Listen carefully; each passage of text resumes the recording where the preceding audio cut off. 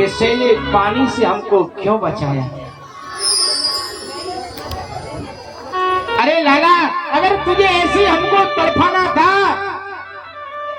तो जो वृंदावन में आग लगी सो अग्नि का सबका पान कर गया। अरे तुझे नहीं ऐसे ही तड़पाना था तो उसी दिन हम जलकर राख हो जाते, तूने क्यों बचाया रे? अरे लाला, जब सब ब्रजवासी अगात्र के मुख में चले गए उस समय तूने क्यों बचाया था रे? उसी समय मर जाने देता। कम से कम आज वो पीड़ा तो नहीं होती रे।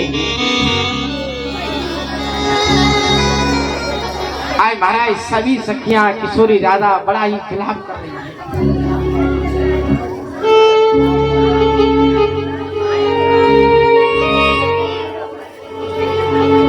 आज एक सखी बोले शायद गोविंद तुम ये सोच रहे होंगे, अरे प्रेम तो राजा दशरथ करता था। जब राम जी वन में गए और सुमंत जी ने जब जैसे आकर कहा कि महाराज राम जी मेरे लाख प्रयास करने के बाद भी वापस नहीं आए,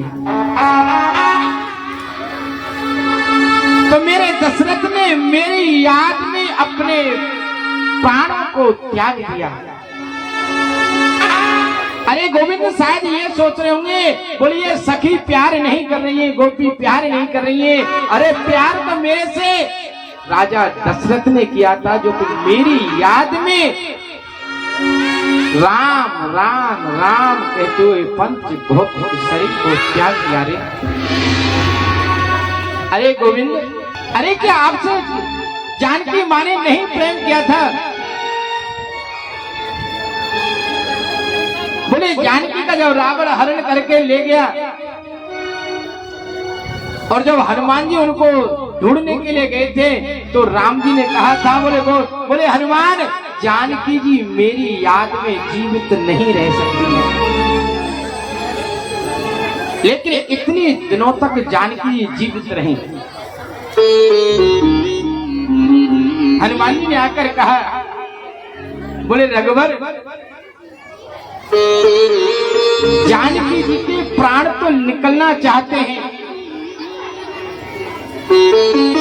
लेकिन आपका नाम रूपी जो पहरेदार है ना वो हृदय में बैठा है, और जैसे ही जानकी जी के प्राण निकलते हैं आपका नाम रूपी ध्यान है ना वो जानकी जी का ध्यान लग जाता है, दरवाजा बंद हो जाता है और फिर प्राण निकल नहीं पाते हैं रे। बोले रघुवर, अरे जानकी जी के प्राण तो निकलने के लिए कई बार उमड़ते हैं, लेकिन आपका नाम रूपी पहरेदार उनके प्राणों को निकलने नहीं देता है रे। अरे गोविंद वही हमारी गति है। बोले हम तो चाहते हैं कि हमारे प्राण निकल जाएं, लेकिन छोड़ के किसके ऊपर जाए रे गोविंद? आज जितनी सखियां बड़ा विलाप कर रही हैं, आपस में सोच रही है, अरे गोविंद अगर तूने आज हमको दर्शन नहीं दिया तो हम और किशोरी राधा अपने आप को उसी जमुना में कूदकर आत्महत्या करेंगे। जब महाराज सभी गोपिकाएं बेहाल हो गई और महाराज किशोरी राधा असंख्य सखियां हैं और उन्होंने यमुना में कूदने का अपने आप को समाप्त करने का प्रयोजन बना लिया और यमुना में कूदने के लिए जैसे तैयार हुई और उसी समय महाराज मेरे भगवान प्रकट हो गए हैं।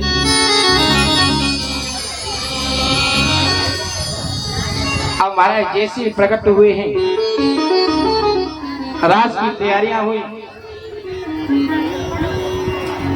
इतने महाराज वहां पर कामदेव आ गए। मेरे भगवान ने कहा, भैया आप कौन हैं, आप यहाँ कैसे आए हैं? बोले महाराज हम कामदेव हैं।